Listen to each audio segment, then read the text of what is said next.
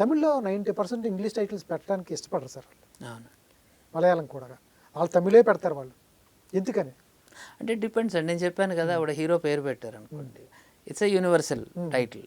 నాయకి ఇలాంటి చాలా సినిమాలు ఆ హీరోయిన్ పేర్లు పెట్టిన సినిమాలు, హీరో పేర్లు పెట్టిన సినిమాలు, ఇప్పుడు మైసా అనేది ఒకటి వస్తుంది.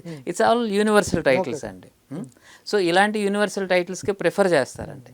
అంటిల్ అండ్ అన్లెస్ నాకు హ్యూజ్ మార్కెట్ ఇక్కడ ఉంది, దీనికి ఇది ఎక్కువ యాప్ట్ అవుతుంది అనుకున్నప్పుడు వాళ్ళ ఒరిజినల్ లాంగ్వేజ్లో ఒక 70% మార్కెట్ చూసుకుంటే మిగతా దాంట్లో 30%నే చూసుకుంటారు. అవును. అంతకంటే ఎక్కువ ఉండదు. Until and unless is a huge star like మన రజనీకాంత్ గారు కానీ లేకపోతే కమల్ హాసన్ గారు కానీ, వీళ్ళకి ఎవరికైతే మార్కెట్ ఎక్కువ ఉంటుంది అన్నది.